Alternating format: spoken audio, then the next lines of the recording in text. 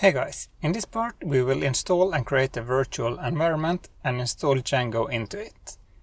You can install Django a couple of different ways. Directly on your computer, in a virtual environment, a virtual machine, Docker, etc.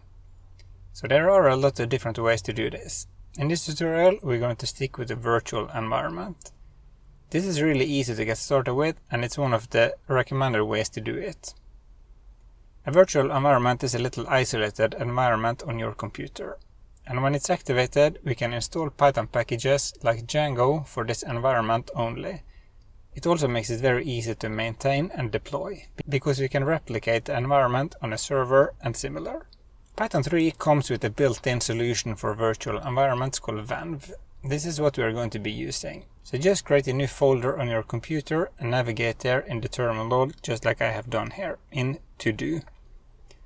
Next we will create a fresh environment by running this command, python 3-m venv, and then the name of the environment which is just going to be env, and hit enter. The -m means that we are running the module venv as a script. Great, now we have the virtual environment, so we can go ahead and activate it by saying source env bin activate and hit enter.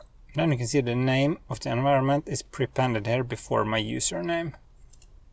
If I want to deactivate this, I can just say deactivate, and then we see we're back here to the default. So let's just activate it again, so everything is ready to install Django. And to install Django, we just say pip install Django. And this will then download and install the newest stable version of Django, which currently is 5.2.7. Don't worry if it's slightly different on your computer. And now that we have Django installed, we can also create a blank project. We do this by saying django-admin start project to do and hit enter. And the django-admin command was made available when we installed Django into this environment. If I was to open up a new window now in the terminal, it will not be available there before I activate the environment.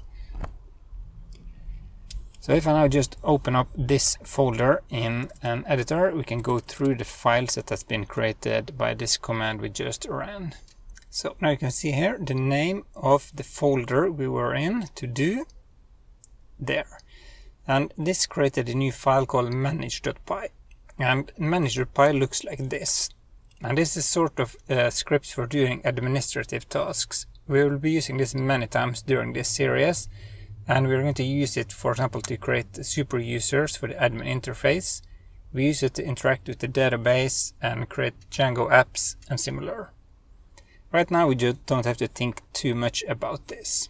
Then inside the root folder we also got one more folder called to do. And this is the configuration folder for the Django project. Here we can see 5 new files. We have this __init __.py file, which is just an empty file. And even though it's empty, it still has a function. This makes Python treat this folder as a module, so it's very easy to reference the files in here from other places in this project. Next we have the asgi.py file. This is a file for the web server, which we're going to be used later. We're not going to use this asgi file, but the wsgi file. And this is entry points for the web server and will only be used if the project supports asynchronous views. For example, if you have a real-time chat or similar, you will be using this instead of this file. But enough of that right now. Then we have the settings.py.